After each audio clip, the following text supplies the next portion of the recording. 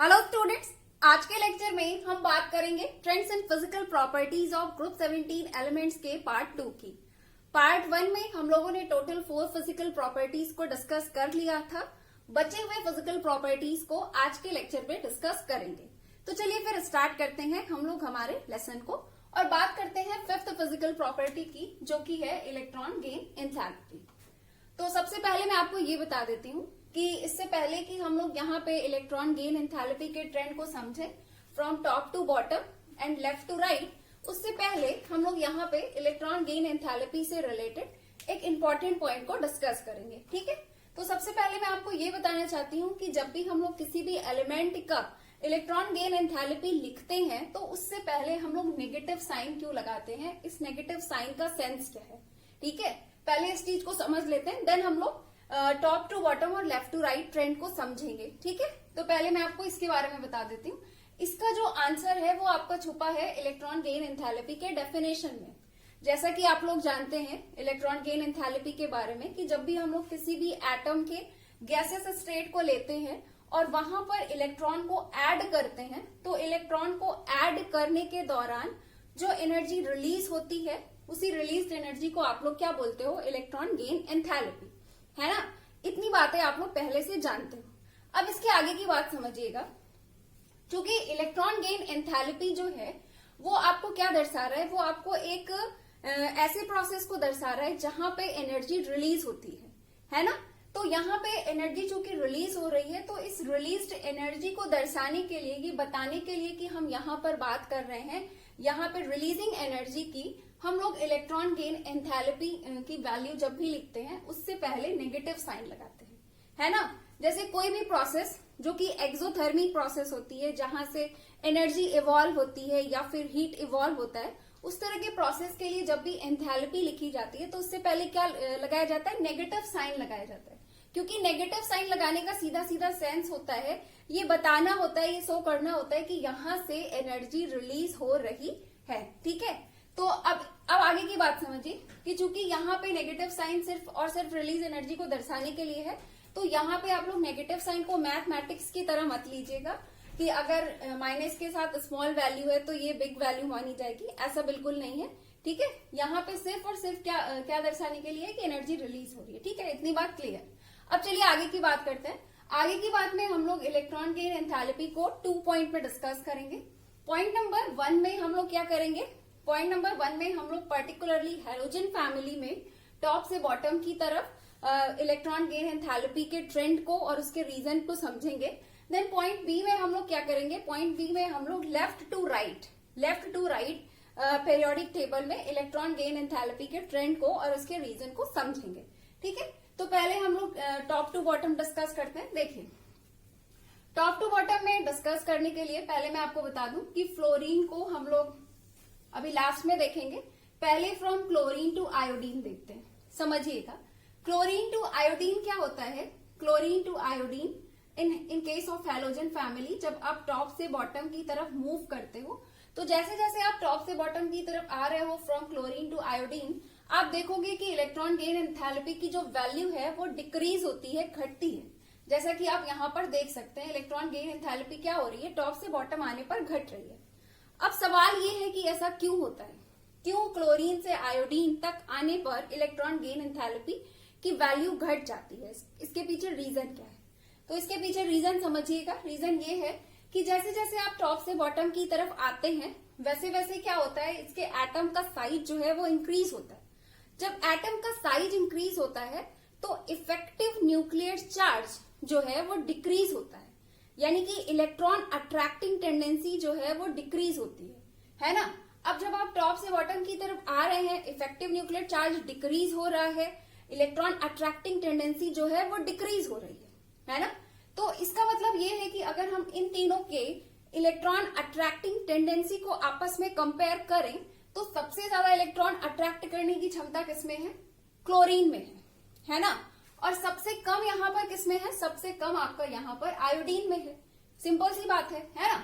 अब जब यहाँ पे क्लोरीन में इलेक्ट्रॉन को अट्रैक्ट करने की क्षमता सबसे ज्यादा है, तो ऑब्वियस सी बात है कि जब आप क्लोरीन में इलेक्ट्रॉन को ऐड करोगे तो क्लोरीन से क्या होगा, इलेक्ट्रॉन जो है वो आसानी से ऐड हो जाएगा, है ना, क्योंकि इसकी इलेक्ट्रॉन अट्रैक्टिंग टेंडेंसी सबसे ज्यादा है।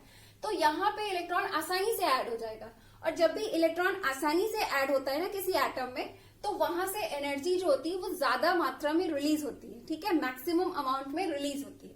और जहां पे इलेक्ट्रॉन मुश्किल से ऐड होता है, वहां से क्या होता है, वहां से एनर्जी जो होती है वो लेस अमाउंट में रिलीज होती है, ठीक है। तो अभी आप लोगों को क्लियर हो गया होगा कि चूंकि जैसे जैसे आप टॉप से बॉटम की तरफ आ रहे हो, एटम के साइज के इंक्रीज होने की वजह से इलेक्ट्रॉन अट्रैक्टिंग टेंडेंसी डिक्रीज हो रही है। अब जब इलेक्ट्रॉन अट्रैक्टिंग टेंडेंसी डिक्रीज होगी तो ऑब्वियस सी बात है कि एनर्जी जो है वो टॉप से बॉटम की तरफ लेस अमाउंट में रिलीज होगी। सबसे ज्यादा मात्रा में एनर्जी यहां से रिलीज होगी, इसलिए सबसे हायर वैल्यू इसकी है 349।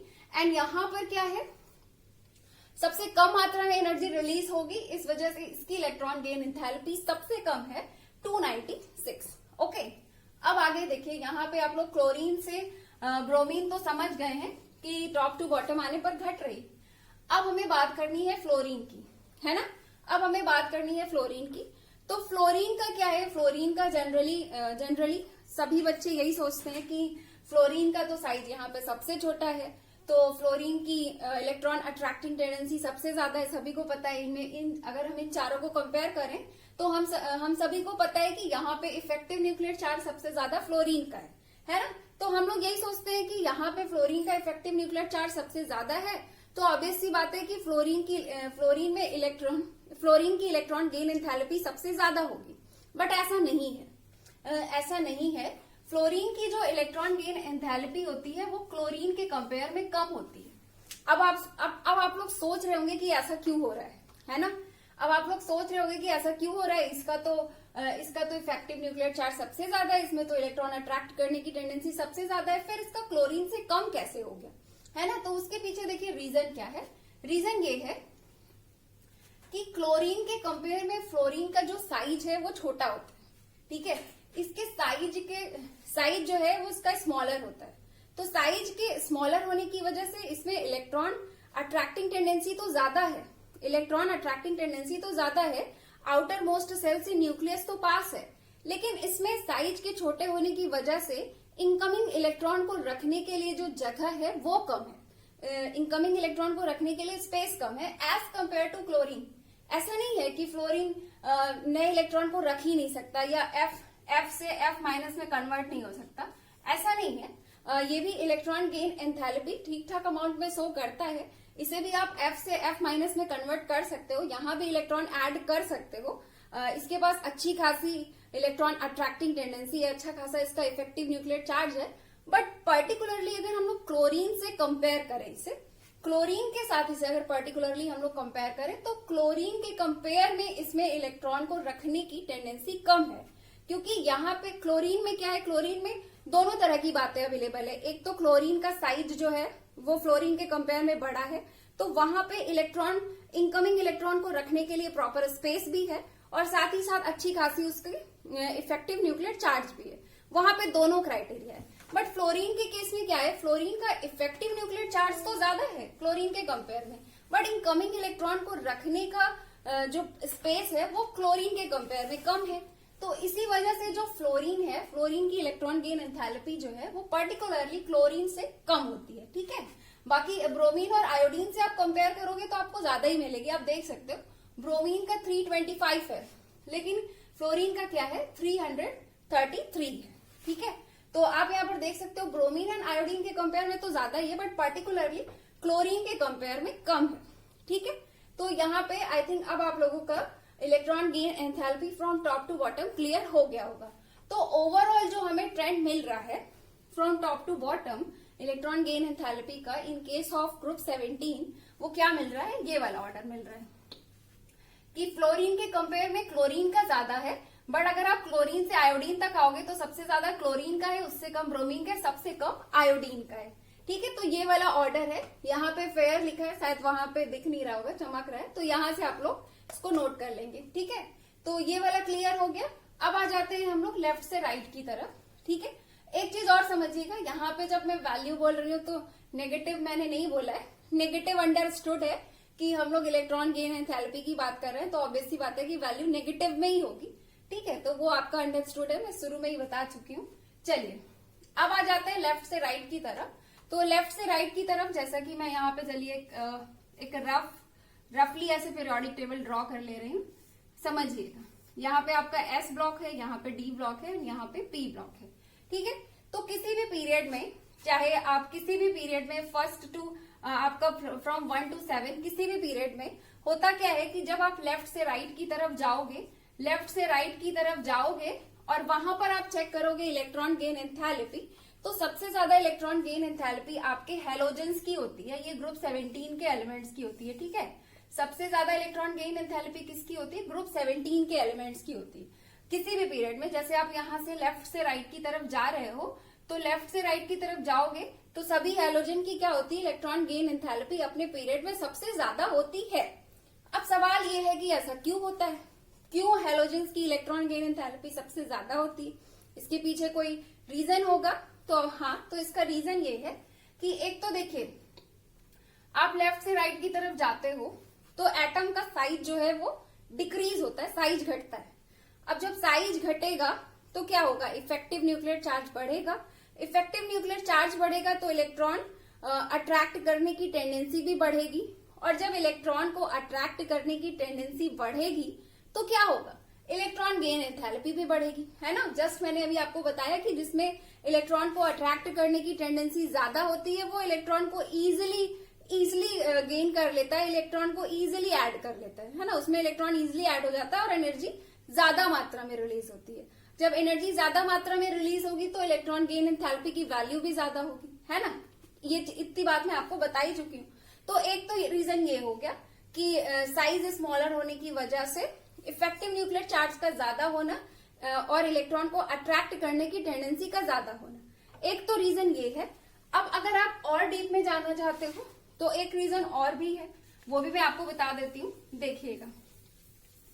अब यहाँ पे जो इसका नेक्स्ट रीजन है जो और भी ज्यादा डीप में है, तो मैं उसे भी बता देती हूँ, उसे भी आप लोग समझ लीजिए। वो ये है कि देखिए, अगर हम लोग क्या करें, हैलोजन के इलेक्ट्रॉनिक कॉन्फ़िगरेशन की बात करें तो आपको पता है कि इसका वैलेंस इलेक्ट्रॉनिक कॉन्फ़िगरेशन कुछ इस तरह से होता है, NS2NP5 होता है ना।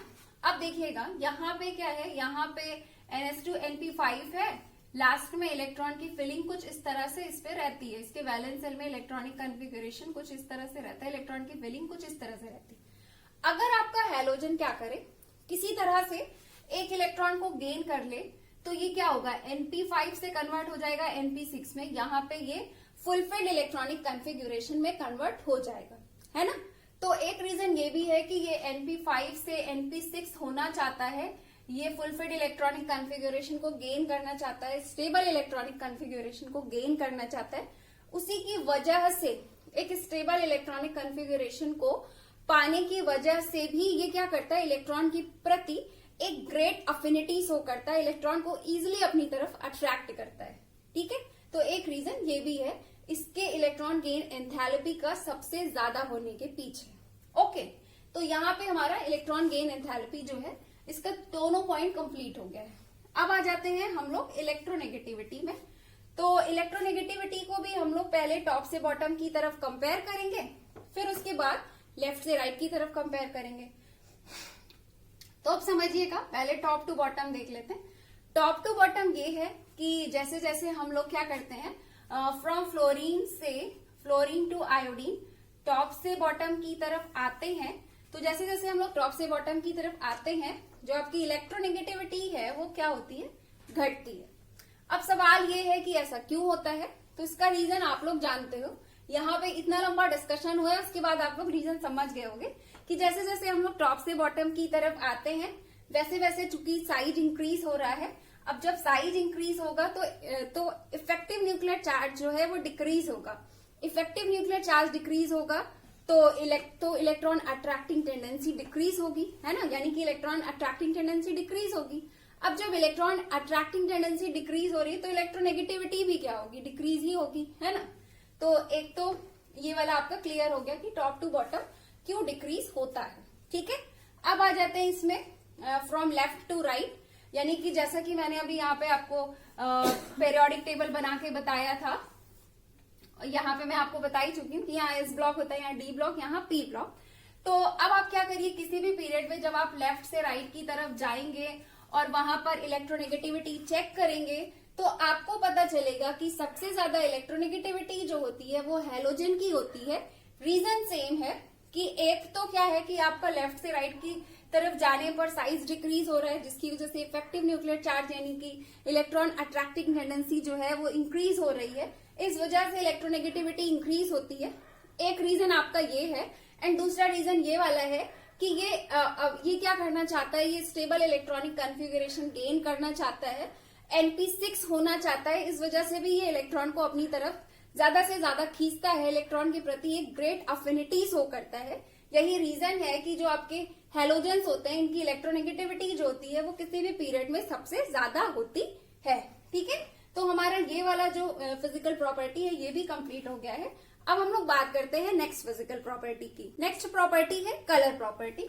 तो कलर प्रॉपर्टी को डिस्कस करते हैं। देखिए, जब भी क्या होता है कि हैलोजन में जब हम लोग from fluorine to iodine top से बॉटम की तरफ आते हैं तो हम ये देखते हैं कि जो इनके कलर का डार्केंस है वो इंक्रीज होता जाता है। यानी कि जो आपका फ्लोरीन है वो लाइट कलर शो कर रहा है, उसके कंपेयर में थोड़ा डार्क कलर शो करेगा आपका क्लोरीन।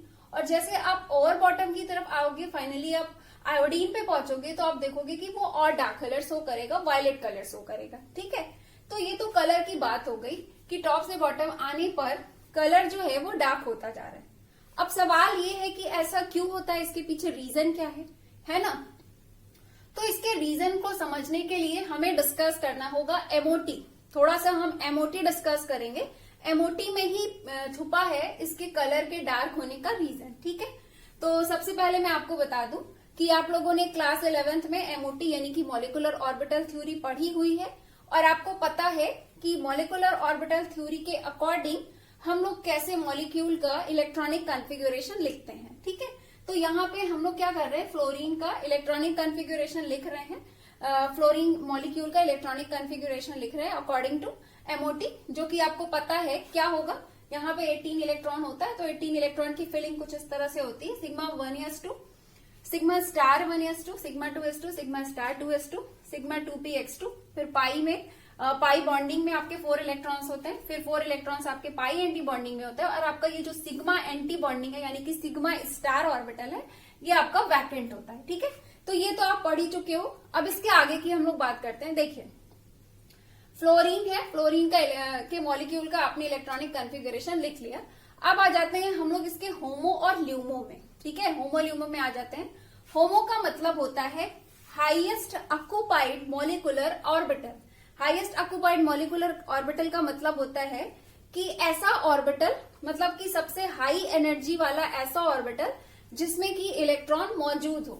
तो इधर से जैसे जैसे आप इधर से इधर की तरफ आ रहे हो, एनर्जी इधर से इधर की तरफ आ रहे हो, आप हाई एनर्जी वाले ऑर्बिटल्स को दर्शा रहे हो। ठीक है, तो हमें क्या चाहिए, हमें होमो ढूंढना है, हाईएस्ट ऑक्युपाइड मॉलिक्यूलर ऑर्बिटल।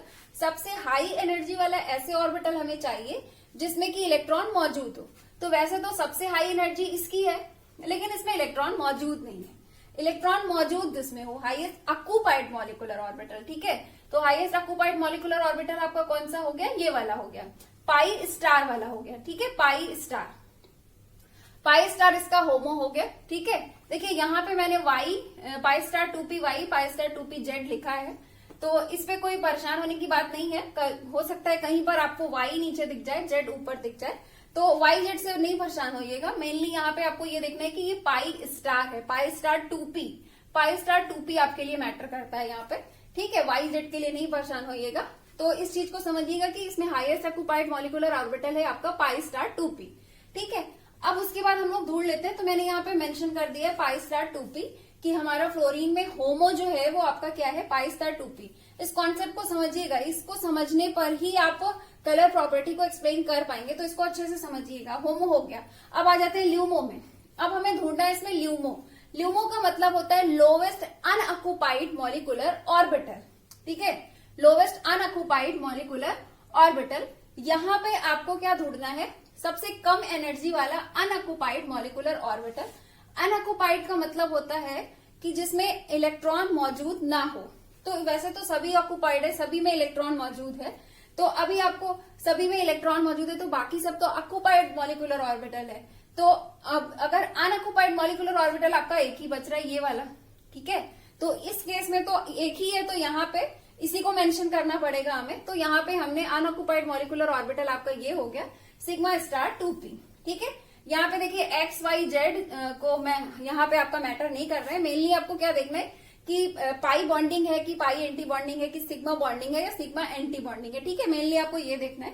ये चीजें आप लोग पढ़ चुके हो कि स्टार का मतलब होता है एंटी बॉन्डिंग मॉलिक्यूलर ऑर्बिटल, और जहां पे स्टार नहीं लगा है वो आपका बॉन्डिंग मॉलिक्यूलर ऑर्बिटल है, ठीक है। तो यहाँ पे ल्यूमो कौन है आपका सिग्मा स्टार, यानी कि सिग्मा का एंटी बॉन्डिंग मॉलिक्यूलर ऑर्बिटल।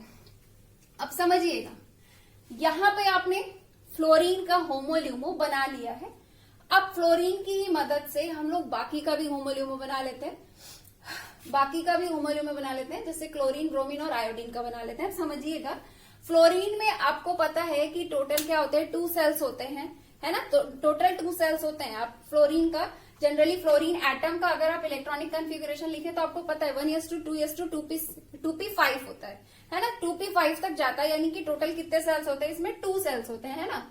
तो जब इसमें 2 सेल होते हैं और इसका 2 सेल के अकॉर्डिंग आपको यहाँ पे होमोल्यूमो मिला है पाई स्टार 2p और सिग्मा स्टार 2p।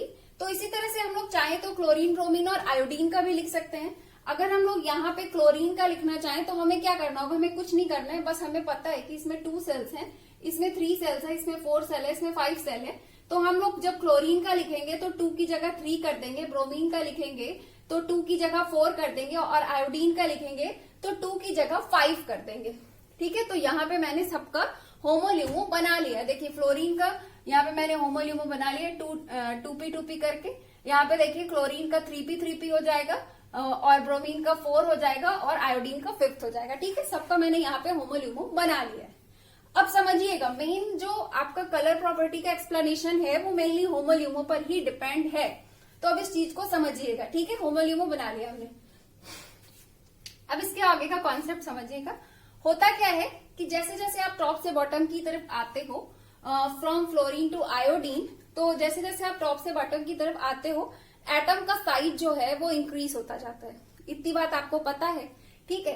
तो जैसे जैसे एटम का साइज इंक्रीज होता है ना टॉप से बॉटम की तरफ आने पर, उनके जो सेल्स होते हैं, सेल्स के अंदर जो सब सेल्स होते हैं, सब सेल्स के बीच का जो एनर्जी गैप है वो घटता जाता है। सब सेल्स के बीच का एनर्जी गैप जो होता है वो घटता जाता है। समझिएगा, टॉप से बॉटम की तरफ आ रहे हो, आपको पता है नंबर ऑफ सेल इंक्रीज हो रहा है। यहाँ पे 2 सेल है, यहाँ पे 5 सेल है, ठीक है। तो जैसे जैसे हम लोग टॉप से बॉटम की तरफ आते हैं, क्योंकि नंबर ऑफ सेल जब इंक्रीज होता है तो नंबर ऑफ सेल के इंक्रीज करने की वजह से सब सेल के बीच का एनर्जी गैप जो होता है वो डिक्रीज होता है।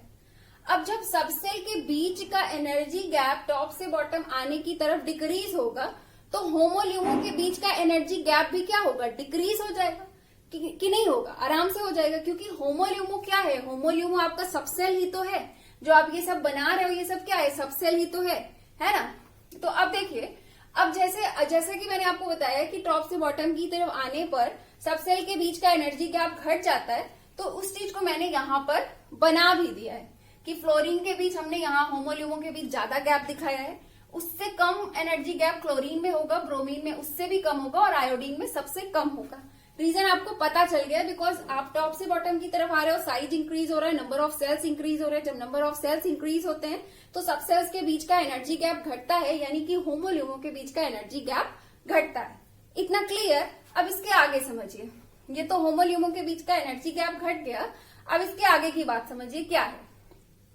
इसके आगे की बात यह है कि यहाँ पे कोई भी एलिमेंट हो, चाहे अब हेलोजन की बात करें या फिर और भी जो एलिमेंट्स होते हैं, वो कलर प्रॉपर्टी शो करते कैसे हैं? वो कलर प्रॉपर्टी शो करते हैं इलेक्ट्रॉन के ट्रांजिशन की वजह से। जब भी होता क्या है, होमो से ल्यूमो में जब इलेक्ट्रॉन का ट्रांजिशन होता है, एक्चुअल में वो इलेक्ट्रॉन का ट्रांजिशन ही कलर प्रॉपर्टी के लिए रिस्पॉन्सिबल होता है। तो अब हम लोग ट्रांजिशन के कॉन्सेप्ट को समझेंगे। देखिए होता क्या है, जैसे आपका ये हेलोजन है, चाहे कोई भी हेलोजन हो, चाहे फ्लोरीन से लेके आयोडीन तक कोई भी हेलोजन है, जब इस पर सनलाइट पड़ती है तो इसके होमो में मौजूद इलेक्ट्रॉन एक्साइटेड हो जाते हैं।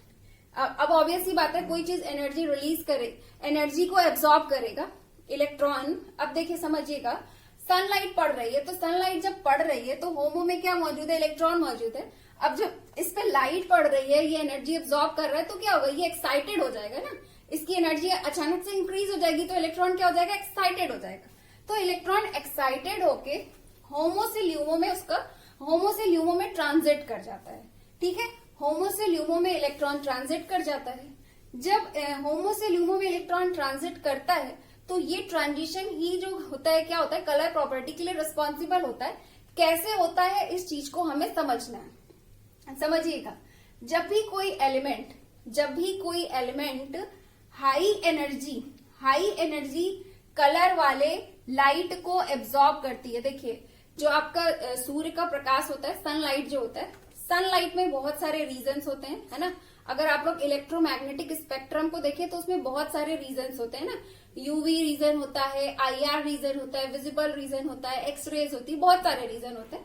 तो हमें यहाँ पे, चूंकि हम कलर प्रॉपर्टी की बात कर रहे हैं, तो हमें यहाँ पे डिस्कस करना है विजिबल रीजन को, बिकॉज कलर प्रॉपर्टी के लिए रिस्पॉन्सिबल होती है विजिबल लाइट। तो पर्टिकुलरली हम लोग यहाँ पे विजिबल लाइट की बात करेंगे। तो जो सूर्य के प्रकाश से जो विजिबल लाइट आती है, उसमें ये 7 कलर्स होते हैं। ये आपका विबग्योर 7 कलर होता है। ठीक है, तो जब भी कोई एलिमेंट क्या करता है, जब भी कोई एलिमेंट हाई एनर्जी वाले कलर वाले लाइट को एब्सॉर्ब करता है, तो वो क्या करता है, वो उसका जस्ट कॉम्प्लीमेंट्री कलर शो करता है। जैसे कि समझिएगा, पहले मैं आपको फ्लोरीन का एग्जांपल बताती हूँ। देखिए, फ्लोरीन के केस में क्या होता है, फ्लोरीन के केस में यहाँ पे एनर्जी गैप ज्यादा है। तो ज्यादा एनर्जी गैप होने की वजह से इसे होमो से ल्यूमो में इलेक्ट्रॉन का ट्रांजिशन करने के लिए ज्यादा एनर्जी की जरूरत पड़ती है। ज्यादा एनर्जी की जरूरत पड़ने की वजह से फ्लोरीन जो होता है वो हाई एनर्जी कलर वाले लाइट को एब्सॉर्ब करता है, यानी कि वायलेट कलर की लाइट को ये एब्सॉर्ब करता है। ठीक है, वायलेट कलर की लाइट वाले एनर्जी को ये एब्सॉर्ब करके इलेक्ट्रॉन का ट्रांजिशन करता है। तो कोई भी एलिमेंट जिस भी कलर के लाइट को एब्सॉर्ब करता है, उसका जस्ट कॉम्प्लीमेंट्री कलर शो करता है। जैसे अगर हम फ्लोरीन की बात करें, तो ये इलेक्ट्रॉन के ट्रांजिशन के लिए एब्सॉर्ब करता है वायलेट कलर को, और ये शो करता है येलो कलर को, क्योंकि वायलेट कलर का कॉम्प्लीमेंट्री कलर येलो कलर होता है। ठीक है, इस चीज को समझिएगा, जिस कलर की लाइट को एलिमेंट एब्सॉर्ब करता है उस कलर को नहीं शो करता, उसका कॉम्प्लीमेंट्री कलर शो करता है। तो फ्लोरीन क्या है, फ्लोरीन के बीच एनर्जी गैप ज्यादा होने की वजह से ये इलेक्ट्रॉन के ट्रांजिशन के लिए हाई एनर्जी वाले लाइट को एब्सॉर्ब करता है, वायलेट कलर वाली लाइट को एब्सॉर्ब करता है और शो करता है इसका just complementary colour yellow colour. ठीक है, इतनी बात क्लियर। अब आगे समझिए। अब होता क्या है, जैसे जैसे आप टॉप से बॉटम की तरफ आ रहे हो, आपको पता है यहाँ पे एनर्जी गैप जो है वो डिक्रीज हो रहा है। अब जब एनर्जी गैप डिक्रीज होगा तो क्या होगा, इसे इलेक्ट्रॉन के ट्रांजिशन के लिए इसके कंपेयर में लो एनर्जी वाली लाइट को एब्सॉर्ब करना पड़ेगा, है ना। ये उससे भी कम एनर्जी वाले लाइट को एब्सॉर्ब करेगा, और ये सबसे कम एनर्जी वाले लाइट को एब्सॉर्ब करेगा। तो अगर मैं आयोडीन की बात करूं, तो आयोडीन में क्या होता है, आयोडीन में इलेक्ट्रॉन की ट्रांजिशन के लिए ये एब्सॉर्ब करता है ग्रीन येलो कलर का मिक्सचर। ठीक है, ये यहाँ पे ये सबसे कम एनर्जी वाला, ये आयोडीन जो है ये आपका कम एनर्जी वाला ग्रीन येलो कलर की लाइट का मिक्सचर को एब्सॉर्ब करता है और शो करता है उसका कॉम्प्लीमेंट्री कलर। उसका कॉम्प्लीमेंट्री कलर क्या हो गया, वायलेट। ठीक है, तो अब समझिएगा, फ्लोरीन में गैप ज्यादा था तो उसने हाई एनर्जी वाले वायलेट कलर को एब्सॉर्ब किया और शो किया वायलेट कलर का कॉम्प्लीमेंट्री कलर येलो। और आयोडीन के केस में क्या था, आयोडीन के केस में एनर्जी गैप सबसे कम था, तो इसने क्या किया, इसने लो एनर्जी के कलर वाली लाइट को एब्सॉर्ब किया और शो किया आपका हाई एनर्जी वाला कलर, यानी कि येलो का, चूंकि येलो का कॉम्प्लीमेंट्री कलर क्या होता है, वायलेट होता है, तो इसने शो किया वायलेट कलर। तो सिंपली कॉन्सेप्ट ये है कि जो भी एलिमेंट जिस कलर की लाइट को एब्जॉर्ब करता है उसका कॉम्प्लीमेंट्री कलर शो करता है। जो भी एलिमेंट लाइट कलर, जो भी एलिमेंट हाई एनर्जी वाले कलर को एब्जॉर्ब करते हैं वो लो एनर्जी वाले कलर को शो करते हैं, और जो लो एनर्जी वाले लाइट को एब्जॉर्ब करते हैं वो हाई एनर्जी वाला कलर शो करते हैं। तो यहाँ पे फ्रॉम फ्लोरीन टू आयोडीन आप टॉप से बॉटम की तरफ आ रहे हो तो एनर्जी गैप घट रहा है। एनर्जी गैप के घटने की वजह से टॉप से बॉटम की तरफ आने पर ये लो एनर्जी वाले कलर वाली लाइट को एब्जॉर्ब करते हैं और शो करते हैं हाई एनर्जी वाले कलर। तो यही रीजन है कि जैसे जैसे आप टॉप से बॉटम की तरफ आ रहे हो ये हाई एनर्जी वाला कलर शो कर रहा है। यानी कि जो आपका फ्लोरीन है, फ्लोरीन जो है वो सबसे कम एनर्जी वाला कलर शो कर रहा है येलो। उससे ज्यादा एनर्जी वाला कलर आपका शो कर रहा है क्लोरीन, ग्रीन कलर। उससे ज्यादा एनर्जी वाला कलर ये आपका शो कर रहा है ब्राउन कलर। देखिएगा ये इनिशियल पार्ट नहीं, यहां से देखिएगा ये मतलब ब्राउन कलर। और फिर अगर आप और इधर आ जाएं तो आयोडीन जो है वो आपका शो कर रहा है वायलेट कलर, है ना। ठीक है, तो टॉप से बॉटम की तरफ आने पर कलर क्यों डार्क होता जा रहा है? क्योंकि एनर्जी गैप जो है वो घटता जा रहा है ना। सिंपल सी चीज है। तो यहाँ पे हमारा कलर प्रॉपर्टी भी कंप्लीट हो गया है। अब हम लोग मिलेंगे नेक्स्ट लेक्चर में और डिस्कस करेंगे ग्रुप 17 के एलिमेंट्स की केमिकल प्रॉपर्टीज को। तो फिर मिलते हैं नेक्स्ट लेक्चर में। Have a nice day. Thank you so much.